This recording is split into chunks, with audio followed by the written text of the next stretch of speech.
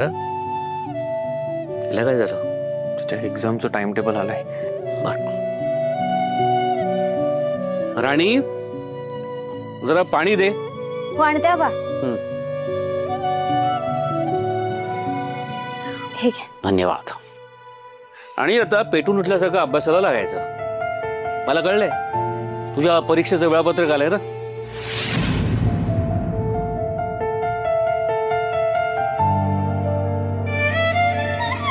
आता चिंताच मिटली.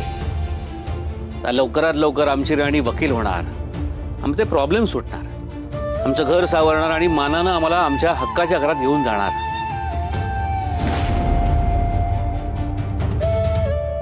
हिच्यात जर खरंच वकील व्हायची पात्रता असती ना, तर ही केव्हाच वकील झाली असती. जर याआधी हिला जमलं नाही, तर आता काय जमणार आहे? आपण हिच्या भरवशावर राहायला नको. इतके दिवस हिच्याच भरवशावरती आपण अनेक संकट पार पाडली. राणीमध्ये अशक्य गोष्टी शक्य करून दाखवण्याची धमक आहे. पास झालो, किती तिला खोट्या आशा दाखवताय तुम्ही? आणि मुळात काय इच्छा आहे तुमची? आपण आयुष्यभर या पत्राच्या घरात राहायचंय का? मला आत्ताच सहन होईना झालंय. किती गरम होतं इथे. मला अशा या वातावरणाची सवय नाहीये. गप्पा आपल्या घरात गेलो असतो, सुखात राहिलो असतो, पण नाही.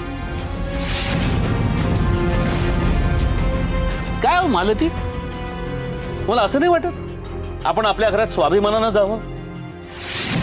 हो, आपल्याच घरात जायला कशाला हवाय स्वाभिमान? ते आपलं हक्काचं घर आहे ना. विक्रांतने आपल्याला फसवलंय. आता सगळं सत्य आपल्या समोर आलंय ना. आत्ताच्या आत्ता आपण त्या सगळ्यांना हकलून लावू शकतो. इतकं सोपं नाहीये ते. तर एकच मार्ग आहे, लवकरात लवकर राणीनं वकील होणं आणि मानानं हक्कानं आपली फॅक्टरी, आपलं घर मिळवून देणं. तुमचा राणीवरती विश्वास नसला तरी माझा आहे. आणि तू आता बाकीच्या गोष्टींचा विचार करू नकोस. जोमानं अभ्यासाला लाग. हो. आणि घरातली बाकीची कामं कोण करणार? मी. बास झालं हिला डोक्यावर घेऊन नाचणं. तुमच्या बरोबरीने आता इंद्रा हिला डोक्यावर घेऊन नाचायला लागलाय. तुम्ही हिचं कौतुक करून उगाच खोट्या अपेक्षांचा फुगा अजून फुगवत बसू नका. काहीतरी ना प्रॅक्टिकल विचार करा. वकिली काय अशी बाजारभावात मिळते का, जे लगेच वकील होणार आहे? थांबवाय सगळं ऐका माझं. आपण सगळे सरळ आपल्या घरात जाऊया. हिच्या नादाला लागलो ना, तर अजून वाईट वेळ येईल आपल्यावर. आधीची जी काय परिस्थिती ओढवली ना, त्याला जबाबदार हीच आहे. मी सांगते ना, ही आपल्या आयुष्यात आल्यापासून आपल्याला फक्त नुकसानच सहन करावं लागलंय. आधी माझी एक एक करून माणसं तुटली, आणि आतापर्यंत तुम्ही जे काही सगळं कमवलं होतं, ते सगळं विक्रांतनी फसवून स्वतःच्या ताब्यात करून घेतलं. कोणामुळे? हिच्यामुळेच ना. पण तुम्हाला अजूनही हिचीच बाजू घ्यायची आहे. काय बोलताय तुम्ही बाजू? तुम्हाला फक्त राणीमध्ये दोषच दिसतात. एक वेळ कावीळ झालेल्या माणसाची कावीळ उतरेल, पण तुम्हाला जी राणी नावाची कावीळ झाली ना, ती काही उतरणार नाही. हे बघा, तुम्ही उगाच ना हिच्यासाठी मला वाटेल ते बोलू नका. मालती मॅडम, आबा, हे बघा, तुम्ही दोघं जण भांडू नका. माझ्यासाठी तर नाही झालं. मालती मॅडम, तुम्ही त्रास करून घेऊ नका. काहीही झालं तरी मी परीक्षा देणार नाही. आणि माझं ठरलं, मी विषय सोडलाय आता.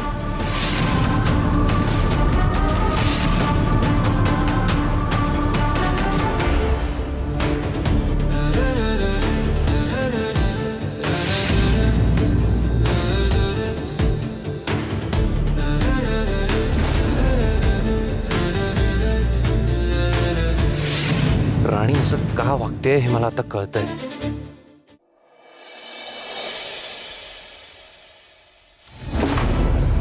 कोण खोटा आहे कोण खरं आहे काहीच कळत नाहीये. सगळी नाती खोटारडेत, सगळी माणसं खोटारडेत.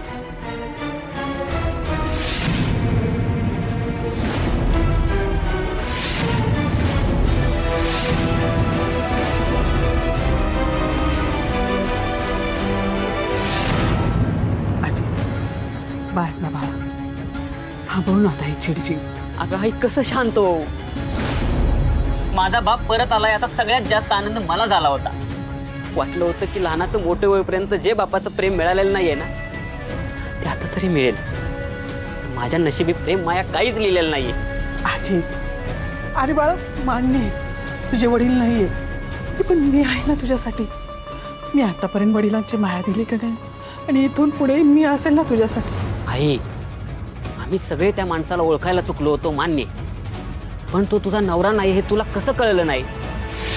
कशी ओळखणार होते मी? अरे तो माणूस हुबेहूब तुझ्या बापासारखा दिसत होता. त्यांचं चालणं बोलणं वागणं सगळं काही त्यांच्यासारखं. अरे इतकंच काय तर स्वभाव सुद्धा त्यांच्यासारखाच. तो माणूस घरामध्ये आला आणि एका पाठोपाठ इतक्या घटना घडल्या. ह्या सगळ्या गोंधळामध्ये त्यांच्या बारीक सारीक गोष्टींकडे लक्ष देऊन नाही जमलं, नाही लक्षात आलं माझ्या. आपण सगळे चुकीचं वागत गेलो. आगाई ते इंद्रा दादाला राणी वहिनींना नको नको ते बोललो मी आबांना धक्का दिला. ज्या माणसाने माझ्या डोक्यावर बापासारखा हात ठेवला होता त्याच हाताने मी त्यांना सल्यूट करायला लावला. खूप त्रास होतोय मला. माझं पण चुकलंच की आपल्याला जीव लावणाऱ्या माणसांना लाथडलं आणि नको त्याच्या पायाशी जाऊन बसलो. माझे ह्या सगळ्यांचा त्रास अजून किती दिवस करून घेणार आहेस बाळा? बास आता शांत हो ना. नाही आई, माझ्याच्याने आता सहन होत नाही. बस झालं, खूप सहन केलं. अजित, काय करतोस? काय शोधतोय तू? अजित, अजित, अरे हे काय दारू? अरे कसला नाद लावून घेतलायस बाळा तू? नाही हे तू प्यायचं नाही. नाही आई, माझ्याशी नाही सणवणार आई. मी तुला अगं नाही सणवणार आई माझ्यानं. बस सोड तू आई. मी नाही तुझ्या आई आई सोड म्हणाला. मला अडवू नको हा. लांब हो.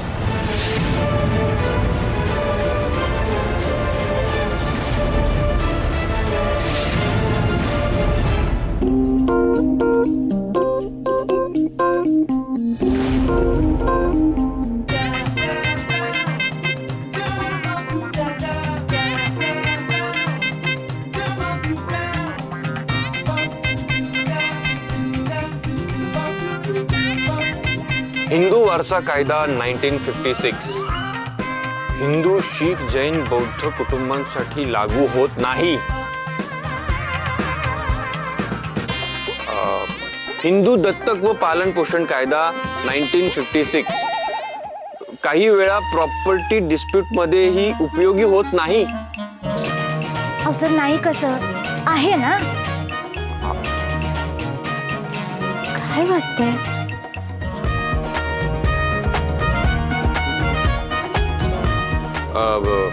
हिंदू वारसा कायदा 1956 वडिलांच्या मालमत्तेवर मुलगा आणि मुलगी दोघांना समान हक्क नसतो. काय वाचताय तुम्ही? हा हक्क समान कसा नसेल? असतो ना. द्या ते पुस्तक अगं, इकडे. पण तुला काय माहिती मी चुकीचं बोलतोय की करेक्ट बोलतोय? कसं माहित नसेल? वाचलंय मी आधी म्हणून माहितीये मला. आणि तुमचे हे जे काही प्रयत्न सुरू आहेत ना ते कळतायत हा मला, पण काही उपयोग होणार नाही. तुम्हाला माहितीये ना माझं ठरलं म्हणजे ठरलं. द्या इकडे ते पुस्तक. अरे पण मी वाचतोय ना. तुम्ही कशाला वाचता? तुम्हाला काय उपयोग आहे त्याचा? द्या इकडे. मला वाचायचंय, मला पण वकील व्हायचंय. तुम्हाला कशाला व्हायचंय वकील? द्या इकडे बरं. कारण तू देत नाहीस ना एक्झाम, मला द्यायची. मी करतो, मला काही वाचायचं. काय बोलताय तुम्ही? द्या बरं. हे बघा माझ्या हाताला लागलाय. ओढाओढी करू हाताला नका. लागले ना मग तू बस्ती करू नकोस, मला वाचायचंय ते. सर असं काय करताय? काय उपयोग होणार? आणि चुकीचं वाचू नका बरं तुम्ही. उपयोग होणार नाही म्हणजे काय चाललंय?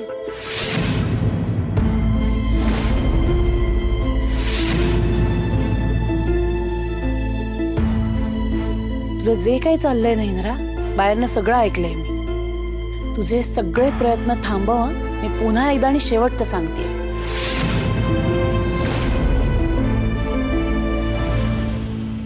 काय हो? बाबा काय झालं? आबा काय झालं? बरं नाही वाटत आहे का तुम्हाला? काय झालं सांगा ना. इंद्रा राणी, आपली फॅक्टरी विकत घेणाऱ्या क्लायंटला मी मध्यंतरी भेटलो होतो. त्याच्याकडनं मुदत वाढून घेतली होती. त्याचा फोन आला होता. मुदत आता संपली आहे. तो म्हणला इतके दिवसात तुम्ही काहीच करू शकला नाहीत, आता मी डील फायनल करतो. आपली फॅक्टरी आता विकली जाणार. आपण आपली फॅक्टरी विकण्यापासून नाही थांबू शकत आता. एवढं सगळं करून सुद्धा आपली फॅक्टरी आपल्या हातातून निघून जाणार. आपल्या डोळ्यासमोर आपली फॅक्टरी विकली जाणार.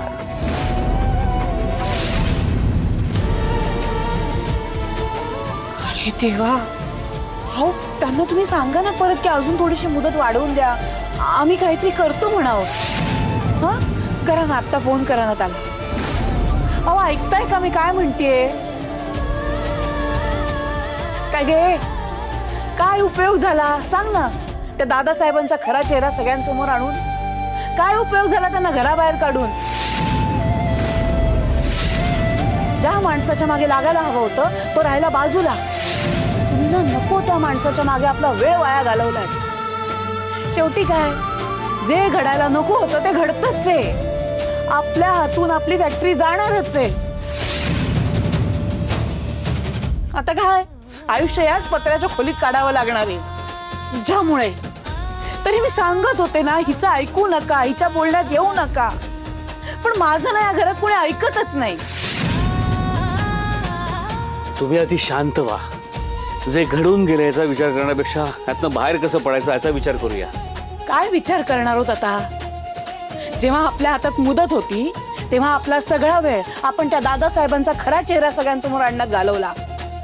आणि आता काय, ना आपल्याकडे मुदत आहे ना आपल्याकडे विचार करायला वेळ आहे. कसा करणार आहोत विचार? आबा, या सगळ्यातून बाहेर पडण्यासाठी काहीतरी लीगल वे आउट असेल ना? तुला काही आयडिया आहे राणी? सर, त्यांनी जे काय केलंय त्यासाठी आपण त्यांच्यावरती फसवणुकीचा गुन्हा तर करूच शकतो. ओके आबा, राणी आपल्याला लॉ बद्दल सांगू शकेल आणि तूच वकील बनून त्या क्लायंटला कन्व्हिन्स करा ना. आणि स्टील त्याने जर डील केली तर आपण त्याच्यावर केस करू शकतो. आणि त्या केसचा निकाल लागेपर्यंत सगळे लॉसेस त्यालाच बेअर करावे लागतील. काय बोलताय सर तुम्ही? मी लॉयर आहे हे असं कसं सांगणार बरं त्यांना? मी काय लॉयर आहे का? आज नाहीयेस, उद्या होशील ना. हो आबा, पण आता मी नाहीये ना लॉयर. आणि आपण जर त्यांना आता असं सांगितलं की मी लॉयर आहे तर आपणच त्यांची फसवणूक केल्यासारखं नाही का होणार? नाही, ते समजतंय मला, पण वकील बनून नाही, पण इन जनरल त्याला लॉ तर सांगूच शकतेस ना. हे बघ, आपली फॅक्टरी वाचवण्यासाठी आपण एवढं तर करूच शकतो. सर, तुम्ही जे म्हणताय ते मी करू शकेन असं नाही वाटत. बघा, बघितलत ना, आधी हिला वकील बनून आपलं घर वाचवायचं होतं, मानाने त्या घरात जायचं होतं. पण आता वकील आहे असं खोटं सांगून फॅक्टरी दुसऱ्याच्या घशात जाण्यापासून थांबवायचं नाहीये. मला माहितीये ना, आपण मुद्दाम हिच्या हातापाया पडावं ना म्हणून हे सगळं चाललंय, दुसरं काही नाही. इंद्रा, हिची काही गरज नाहीये. तुला दुसरा वकील बघ. हिच्याकडनं अपेक्षा ठेवणंच चुकीचं आहे. त्याची काही गरज नाहीये. राणीच आपलं हे काम करेल. मी बोलतो तिच्याशी, मला 2 मिनिटं दे. राणी, जरा 1 मिनिट बाहेर.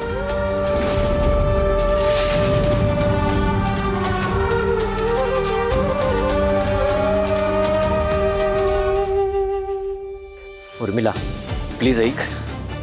हे बघ, आपल्यातल्या काही गोष्टी आपल्यातच राहिलेल्या बऱ्या. हो ना, पण तू काही गोष्टी माझ्यापासून लपवल्यात. कायम तू मला गृहीत धरलेस. आणि आता का थांबायचंय? तुझ्या आईलाही कळू देत ना, तिचा मुलगा स्वतःला वाचवण्यासाठी किती खालच्या थराला जाऊ शकतो. उर्मिला, आधीच एकतर त्या खोट्या दादासाहेबांमुळे माझी वाट लागता लागता वाचलोय मी. आणि त्यात तुझ्या या खोट्या प्रेग्नन्सीबद्दल बोललेलं जर का कोणाला कळलं ना तर माझ्यावर कधीच कोणीही विश्वास ठेवणार नाही. नाहीच ठेवणार. तू विश्वास ठेवायच्या लायकीचा नाहीच आहेस. तू ते डिझर्वही करत नाहीस. प्रत्येक वेळेला मी तुझ्या सोबत होते, प्रत्येक वेळेला मी तुला साथ दिली. पण तू काय केलंस? काही गोष्टी माझ्यापासून लपवून ठेवल्या. नाही पण आता नाही, कळू देत सगळ्यांना. मी हे प्रेग्नन्सीचं नाटक करणार नाही. आत्ताच्या आत्ता सगळ्यांना काय ते खरं सांगणार.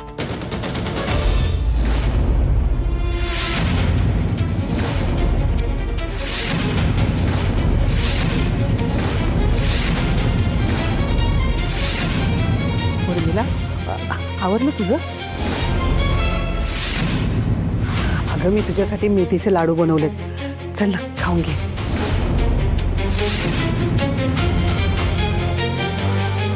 मेथीचे लाडू? ते कशाला? प्रेग्नंट बायकांनी असंच पौष्टिक खायचं असतं. हे बघ, मला जसं वेळ मिळेल की नाही मी असं छान छान पदार्थ करून ठेवीन. तुला अधूनमधून खावंसं वाटलं ना की खात राहा. समजा मला काही खावंसं नाही वाटलं तर याचा अर्थ असा होतो का की मी प्रेग्नंट नाहीये? अगं असं का म्हणते उर्मिला? बरं विक्रांत, तू तिला डॉक्टरांकडे वेळोवेळी घेऊन जातोयस ना? हो हो. झाले तुमचे सगळे सजेशन देऊन झालेत का? मला काहीतरी महत्वाचं सांगायचंय तुम्हाला. उर्मिला, आईने काय सांगितलं? या अवस्थेमध्ये खूप जास्त आराम करायचा आणि काळजी घ्यायची. चल चल, तू आराम कर. मला आराम वगैरे काही करायचं नाही. मला काहीतरी महत्वाचं बोलायचंय. हो आता आई, आई.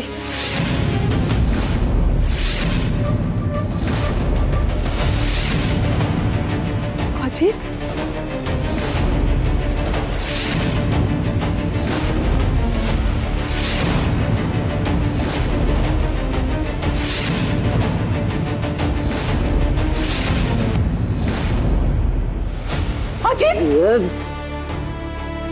अजित सगळं उठ. उठ लवकर. अरे उभा राहा. उठ. तू दारू प्यायलास? तुझं वय का दारू प्यायचं? का प्यायला सांगतो?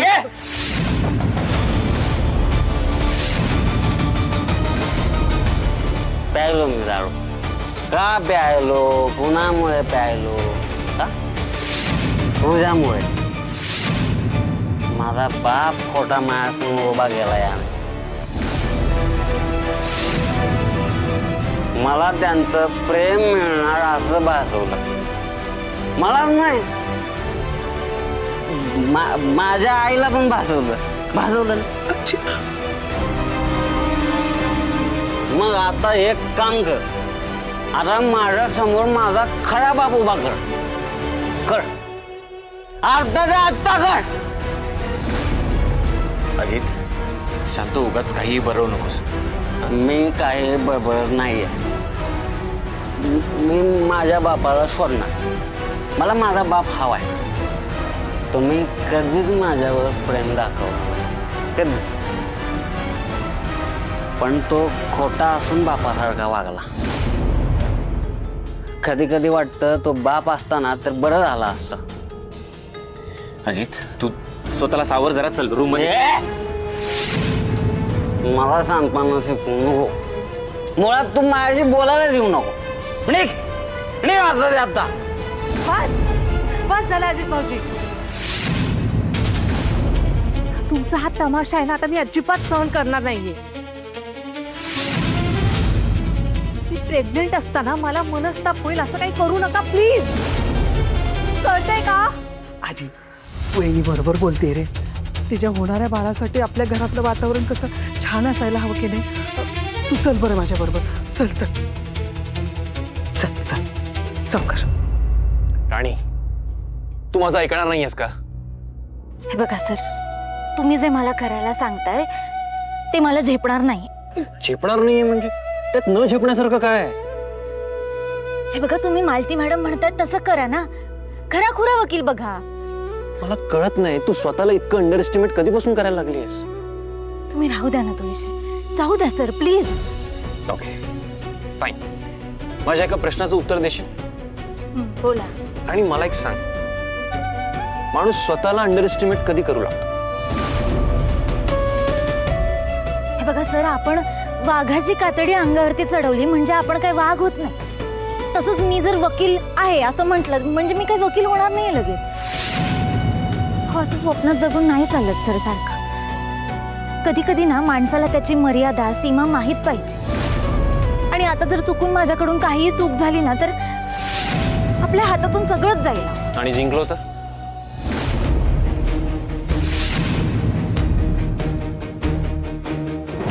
आणि कुठल्याही सिच्युएशन मध्ये आपण पॉझिटिव्ह विचार केला पाहिजे, हे तूच म्हणत आलीस ना? सर हा प्रश्न पॉझिटिव्हिटीचा नाहीच आहे.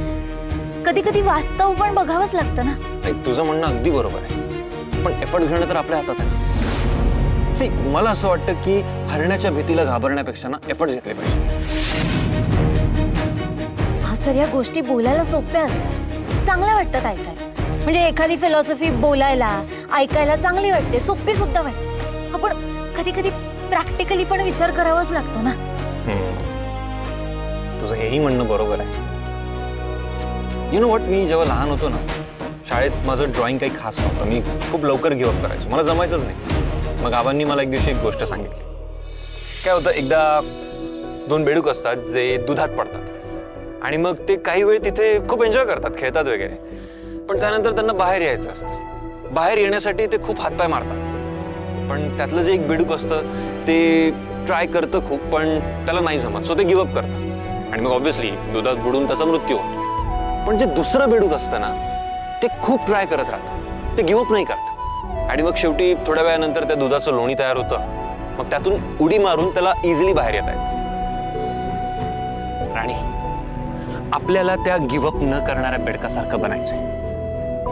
हे बघ, बाकी मला काही माहित नाही. मी त्या राणीला ओळखतो जी कधीच गिव्हअप करत नाही.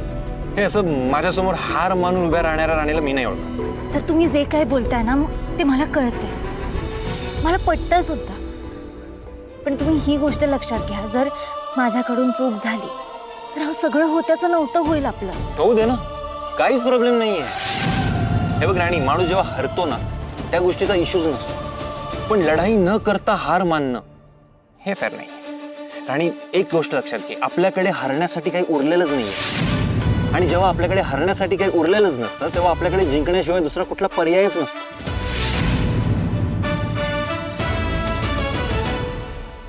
एक टाइम होता राणी, जेव्हा मी गिव्हअप केलेलं होतं, मला कॉन्फिडन्सच उरला नव्हता. यू वर द वन जिने मला मोटिवेट केलं, गिव्हअप का नाही करायचं हे एक्सप्लेन केलं. आणि आज तू असं करतेस आणि मी तुझ्यासोबत असं बॅकफुटला जाणं एक्सपेक्टच नाही करू शकत. हे बघ, कुठल्याही रेसमध्ये पार्टिसिपेट केल्यावर आपल्याकडे मध्येच थांबण्याचा ऑप्शन असतो का? नाही ना. आपल्याला पूर्ण रेस कम्प्लीट करावीच लागते, फिनिश लाईन क्रॉस करावीच लागते एनी हाव.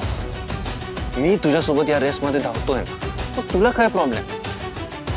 राणी, मला एवढंच म्हणायचंय की तू लढू शकतेस, तू जिंकू शकतेस. फक्त प्लीज हार मानू नकोस.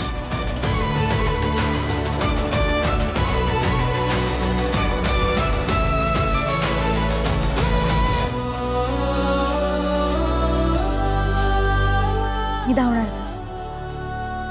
आणि तुम्ही जर माझ्यासोबत असाल ना तर मी नक्की धावणार आणि ही रेस जिंकणार सुद्धा. मला ना आता फक्त हारायची भीती वाटत होती, पण आता तुम्ही हे एवढं सगळं बोललात ना, माझ्यात एक नवीनच ताकद आहे.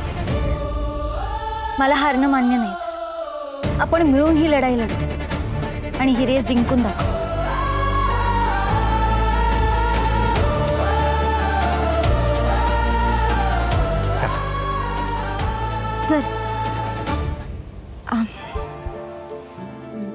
सर, मी तुम्हाला प्रॉमिस करते की आता मी जोमाने अभ्यास करणार आहे. थँक्यू.